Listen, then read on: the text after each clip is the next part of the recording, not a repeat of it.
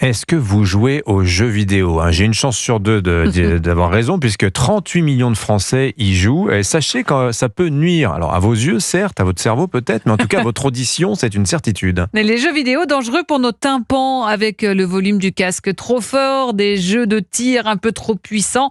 En cette journée nationale de l'audition, une étude révèle que 23% des joueurs connaissent une perte auditive temporaire après une partie, Yasmina Katou. Oui, un joueur sur deux souffre de troubles de l'audition après une session de jeu avec du son. Et parmi eux, 30% ont des sifflements, des bourdonnements. Pire, ils sont 2 sur 10 à avoir une perte de l'audition temporaire.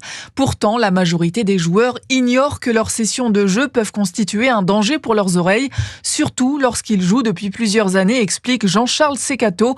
Il est maître de conférences en audiologie et vice-président de l'Association nationale de l'audition. Dans l'exposition sonore, le problème, c'est toujours la combinaison de l'intensité et du temps.